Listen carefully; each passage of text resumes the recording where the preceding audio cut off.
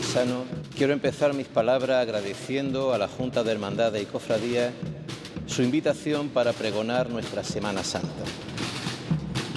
Semana que en nuestro pueblo se vive con pasión cada primavera. Querría primero saludar a don Rubén Checa López, párroco de Vélez Rubio, que nos acoge en este hermoso templo, a las hermandades y cofradías que con su trabajo encomiable ponen los tronos en nuestras calles cada año, a don Juan Carlos Sánchez Puche, mayordomo de la Hermandad de la Santa Veracruz y Sangre. Bueno, es el sonido de la emoción, es el sonido de un momento irrepetible e inolvidable para un velezano. Un velezano que además es poeta, que además es novelista, que además es profesor, que además organiza eventos vinculados siempre a la cultura, a la literatura. Y que es alguien con el que habitualmente a la hora del café abrimos y cerramos semana, café con Reche y mojando unos cuantos sonetos, tributos a poetas clásicos y contemporáneos. Querido Diego Reche, buenos días. Muy buenos días. Este momento inolvidable, imagino. Sí, es un momento inolvidable. Fue un regalazo el poder estar allí en la iglesia de Vélez Rubio haciendo el pregón de la Semana Santa. Que allí en Vélez Rubio pues se vive con mucha pasión, como he dicho, ¿no? Los que hemos vivido allí muchos años sabemos que esa semana marca un antes y un después siempre a lo que es el año. Es más, el pueblo a veces vive un poco alrededor de esta gran fiesta, ¿no? Todo lo que es la preparación de las procesiones, de los desfiles procesionales, y cuando termina el año, pues distintas cosas que conducen al final siempre otra vez a ese retorno a los días de Semana Santa. Imagino que un montón de recuerdos se concentraban justo ahí. Sí, claro, ¿no? Ya decía, y lo digo, ¿no? Lo decía Antonio Burgos, que la Semana Santa son los padres, que fueron al final que nos transmitieron el amor a estos días, a estas fechas, a estas celebraciones, ¿no? Y un poco pues siempre la evocación está ahí y el recuerdo de esas personas que lo han vivido antes que nosotros y que de algún modo nos han transmitido pues el vivir la Semana Santa, el celebrarla, todo esto, ¿no? ¿Y cómo te sentías? Imagino que tampoco es fácil, ¿no? En tu pueblo también Pues, hay diferentes, digamos, asociaciones, hermandades. sí, hay varias cofradías. Pero bueno, uno diferentes ya... sentimientos también, formas de afrontar, ¿no? Sí, La Semana claro, Santa. claro. Pasa que uno ya cuando se ha ido del pueblo, cuando ha vivido en el pueblo, vives dentro de la maraña, ¿no? De esta especie de competitividad que puede existir entre cada una de las cofradías. Pero cuando uno se va lejos, lo que valora es lo que en definitiva se ha transmitido, ¿no? Y ese deseo de volver a vivir los días de la Semana Santa desde un punto de vista un poco más distante y un poco perteneciendo a todas, ¿no? Bueno, a mí me gusta ver todas las distintas procesiones, los distintos momentos importantes de la Semana Santa por encima de una cofradía u otra. ¿Qué momento es el de Diego Reche en esa Semana Santa de Vélez Rubio? ¿Tendrías alguno? Bueno, hay varios, ¿no? Me gusta mucho la salida del Cristo del Perdón, el Miércoles Santo, me gusta la salida también de la Virgen de los Dolores, la procesión de la Soledad. Me gusta ese momento de la madrugada en que los esclavos bajan al Nazareno, al convento, cuando se detiene la música y de pronto cantan el Padre Nuestro Jesús Nazareno a capela. En la madrugada, en un momento culminante, ¿no? También el enclavamiento, el desenclavamiento, que es muy original, que no se hace en ningún otro sitio. En fin, no sabría yo quedarme con ninguno. Tengo un encargo de diferentes velezanos y velezanas muy próximos a mí, como sabes, de darte un abrazo y la enhorabuena por ese fantástico pregón. Pues muchas gracias. Que sepas que has estado en diferentes grupos de WhatsApp circulando. Sí. Desde ese gran momento. Muchas gracias. Yo dije que había que traerse el corazón porque al final eso es sentimiento y un poco lo que intenté transmitir, ¿no? La parte que yo comparto con todos, ¿no? Y el intentar eso, ¿no? El compartir un sentimiento en ese rato. Perdóname la pregunta, te la tengo que hacer. ¿Porcelano o café? Bueno, yo soy porcelano. Porcelano. Soy porcelano. A mí quien me ha invitado ha sido la Cofradía de los Cafés y la Hermandad de los Cafés, Cofradía de los Porcelanos, en fin, que tienen cada uno su título. Pero en realidad también los cafés me han invitado, sobre todo por mi hermano Antonio, que era un café de pro, de los que acompañaba a la Virgen siempre. Y yo para mí ha sido pues también un regalazo el poder leer incluso algunos de los fragmentos del libro de mi hermano Antonio hablando de la Semana Santa y de sus cafés, claro. Qué bueno. Y fíjate, enlazando, porque ya nos decías tú, los padres y la niñez, tu niñez. Sí, sí, sí, sí. Sí, el libro este de Primer Nido, que es del Correcto, ahí que vamos. venimos a hablar, Vienes a hablar de tu de libro, mi libro. Primer Nido. Sí, Sí. bueno, Nido tuve también la suerte de poder presentarlo en Vélez Rubio. Lo presenté en julio del año pasado en el claustro de las Damas Catequistas, en una noche preciosa de verano, con muchísima gente. Yo creo que también la gente lo disfrutó Creo mucho. recordar que sonaba un piano también. Sí, sonó un piano de María del Mar Álvarez y fue una noche maravillosa, ¿no? Y entonces pude presentar allí el libro. Y luego he seguido con algunas presentaciones, lo que pasa es que me ha coincidido con presentar también el libro de Soldado de Reemplazo, por otro lado, más mi trabajo, toda esta historia Claro, en la que uno claro. está siempre metido, ¿no? Y entonces, pues bueno, pues hice otra presentación en Roqueta en septiembre, en la librería Metáfora, y ahora esta es la tercera presentación que la voy a hacer en la librería Picasso en Almería Este lunes día 7. el lunes, sí, este lunes a las 7:30. 7:30 de la tarde, lo vamos a ir recordando por supuesto, pues presentación en la Picasso de Primer Nido. Vamos a darlo a probar, como suele decir Diego Reche, Sí. con un fragmentito, si te parece ahora. Sí, voy a empezar con un fragmento, voy a empezar con un poema entero. Venga. Que yo creo que todo nos identifica mucho, ¿no? Todos creo que en nuestra infancia, los que somos de cierta edad, el café del domingo estaba relacionado con la casa de la pradera. Correcto. Y con aquella chica a la que tanto odiábamos, que le hacía la vida imposible a Laura Ingalls, que era nuestra gran protagonista, ¿no? Era la narradora de aquella historia. Correcto, correcto. Bueno, pues se llama La casa de la pradera y dice así: tú, Marisabidilla, capaz de estropear las tardes de los domingos, tú, que hacías imposible la vida a Laura Ingalls y también a nosotros, que tan felices hubiéramos sido sin ti por las praderas verdes de nuestra infancia en Minnesota. Por este lado del televisor te soltábamos miles de improperios y tú ni te inmutabas. Por tu culpa me caían fatal las niñas rubias con sus tirabuzones.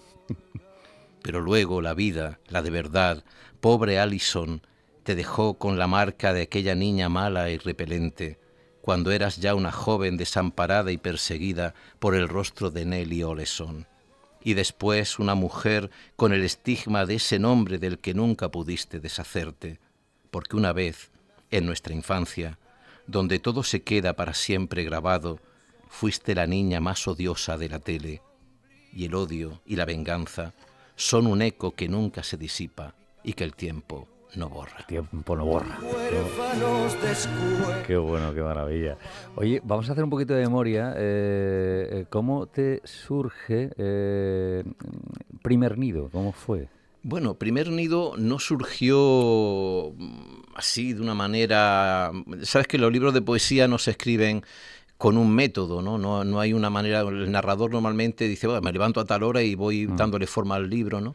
La poesía es como coleccionar cromos de un álbum, ¿no? Va surgiendo uno, de pronto hay un mes que te escriben 3 poemas, otros que te tira un año sin escribir. Yo perdí la prisa por escribir poesía cuando ya publiqué Reverso, y dije, bueno, tranquilamente, conforme vaya surgiendo el siguiente libro.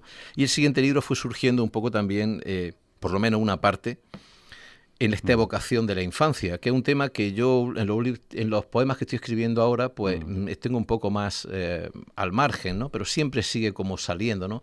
Por eso hay una cita en la primera parte del libro, ¿no? Una cita a ver, viene aquí la autora, de Louise Gluck, que fue premio Nobel, que dice: miramos el mundo una sola vez en la infancia y el resto en literatura.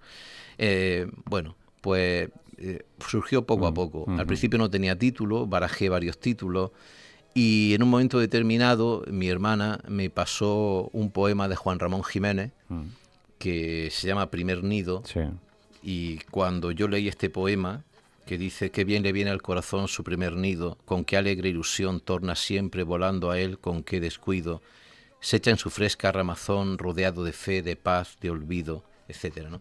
Y cuando yo leí ese poema dije, este es el título.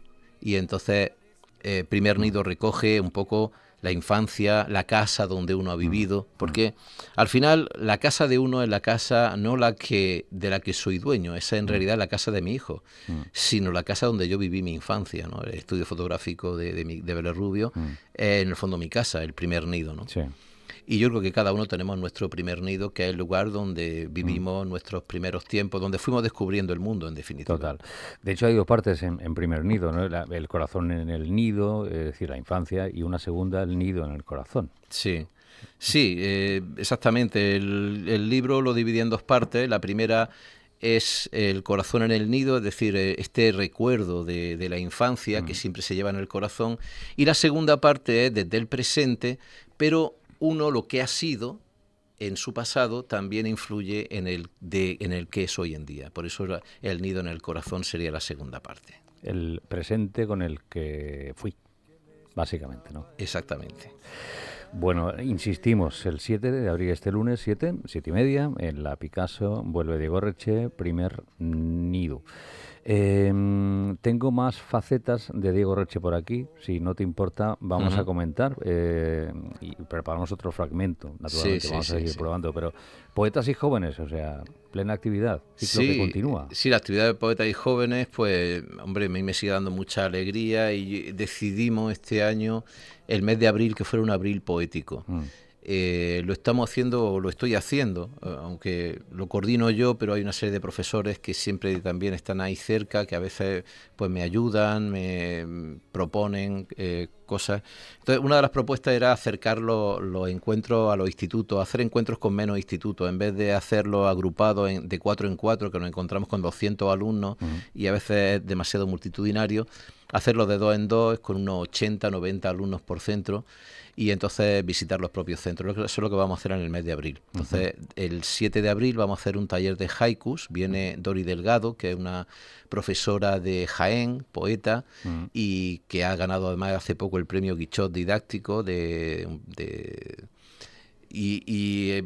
con una serie de talleres de poesía, y entonces va a hacer un taller de haiku. El 8 vendrá Jesús Cota Lobato, Magister Calvus, en internet tú lo buscas y es un hombre que explica muy bien la poesía. Y luego ya, después de Semana Santa, el 21 vendrá Antonio Cruz Romero, como poeta. Sé que también como novelista. Como novelista. Como poeta, ¿no? Exactamente, vendrá como poeta. Como novelista, recientemente le ha publicado el Instituto Almeriense una gran novela. Una gran novela. La Conjura de las Tabernas. Sí. Ambientada un poco en una especie de western en Terra Nibis, que en el fondo es la Sierra de María y todo este mundo, ¿no? Y luego vendrá también otro poeta de aquella zona, Ginés Reche, de Oria, que recientemente ha publicado un libro que le está funcionando también muy bien y que también desde hace años quería que viniera a que los jóvenes lo conocieran. Sí, señor. De hecho, Diego Reche fue nexo, hablamos en su día, tuvimos la suerte de conocer a Ginés también aquí en la radio, y un Reche nos llevó a otro Reche. Sí. A mí me ha pasado con los Diegos y con los Reches, que a veces me han confundido. Sí, y el Ginés Reche presentó una vez un libro en Oria y ponía mi nombre. Y luego me pasó al revés, en un relato mío, en vez de poner Diego Reche, ponía Ginés Reche. Digo, bueno, ya estamos en paz. Hablando de los Diego, fíjate, Diego acaba de estrenar también nuevo libro hace poco, el otro Diego. Sí, Diego Alonso. Y cuando hablo con él, de ti digo el otro Diego, ¿no? Diego Alonso Cánovas, ¿no?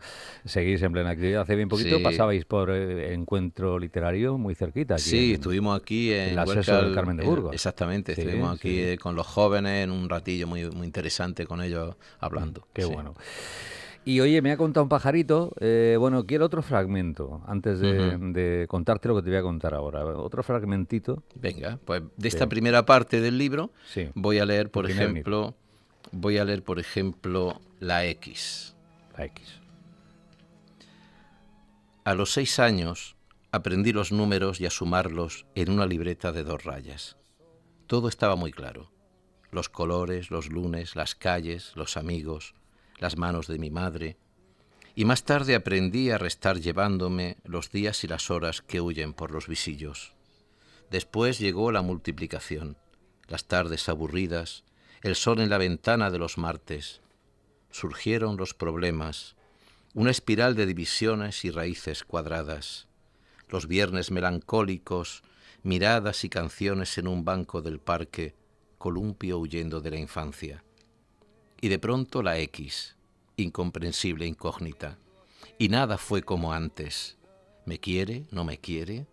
¿Se equivocan mis padres? ¿Qué seré de mayor? ¿Por qué llueve los jueves? ¿Hay malos que son buenos?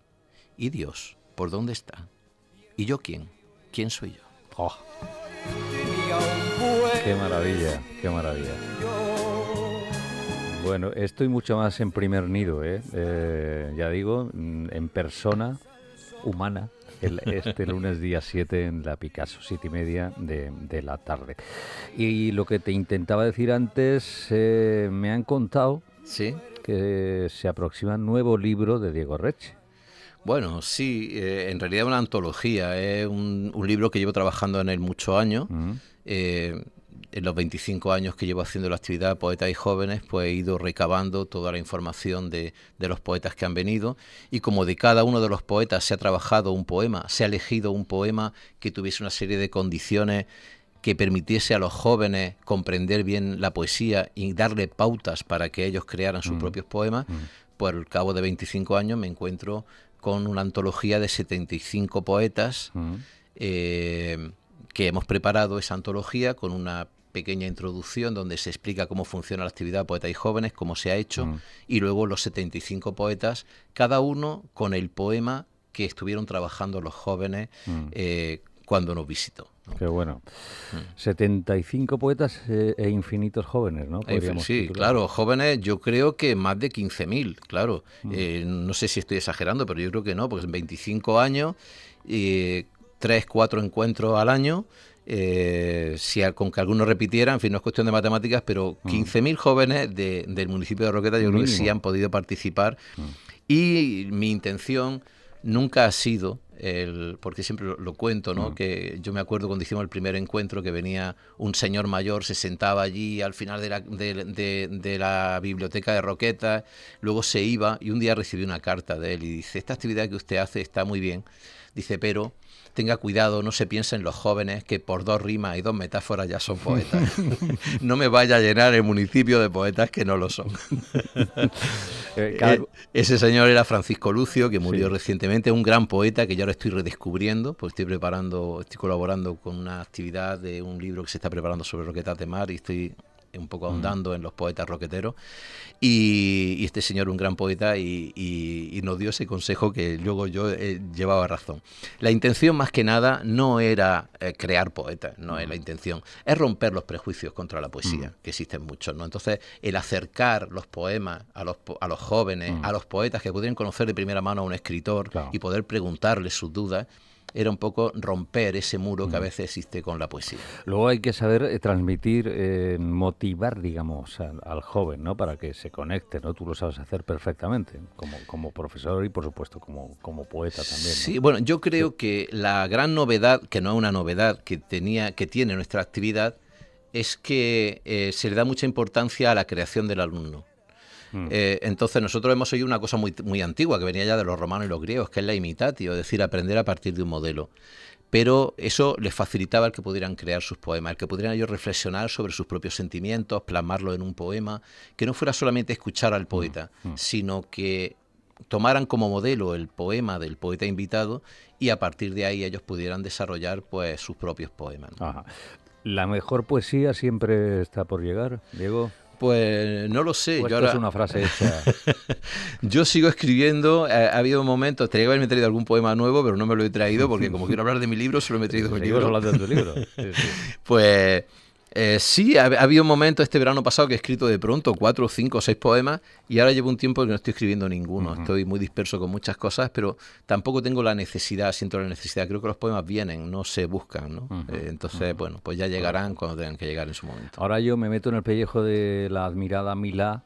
En aquellos tiempos tú serías Umbral y yo te diría con tonito: ¿qué quieres añadir sobre tu libro? Sobre mi libro, bueno, pues que yo entiendo la poesía como comunicación con el lector, y yo creo que ahí hay un punto común en el que todos sentimos algo parecido, y creo que este libro podría ser ese puente de contacto entre el poeta y el lector. La poesía creo que solo se produce cuando se produce esa comunicación entre el poeta y el lector. Si no, pues simplemente son poemas en un libro y convertirlos, darle vida, convertirlos en poesía, pues ya depende del lector e invitar al lector a que se acerque al libro. Sí, señor. Insistimos una vez más, 7 de abril nos podemos acercar directamente a la Picasso, en Almería, desde las 7:30. Último fragmentito para brochar, transitando por la calle del olvido, que también significa mucho, ¿no? Sí, bueno, este poema nace de una fotografía de un amigo de Vélez Rubio, de Fernando García, que hace una foto en blanco y negro preciosa, y de pronto hizo una foto en una de las calles que a mí me recordaba pues gran parte de mi juventud velezana, y entonces pues provocó este pequeño poema que es una décima, que es muy cortita. Vamos a brochar con él y por supuesto con la calle del olvido, pero antes vamos a seguir desayunando, tomando café, con unos cuantos sonetos y con Reche, ¿no? Porque además es una maravilla de espacio este. Sí, seguiremos con los sonetos, ya que el soneto, pues yo creo que es una estrofa preciosa, clásica, a veces vilipendiada, a veces hay poetas que dicen que el soneto ya está como superado, que es una estrofa demasiado cerrada, ¿no? Yo pienso que también tiene el mérito, ¿no?, de intentar escribir un soneto, hombre. No todo el mundo le gusta ni tiene por qué escribir, no es necesario no escribir un soneto, pero el soneto tiene una estructura que permite muy bien meter una idea en 14 versos y esa estructura entre lo descriptivo y lo reflexivo, y creo que el soneto tiene una medida en ese sentido muy, muy buena. Total. Pues Diego Reche ha hablado de su libro, largo y tendido, y de otras cuestiones también, naturalmente, y abrocha dando a probar parte de su libro, Primer Nido. Diego, un abrazo y gracias. Nada, a ti. Por detrás de alguna foto, a veces cruza la vida, detrás de un proyecto roto, detrás de una despedida.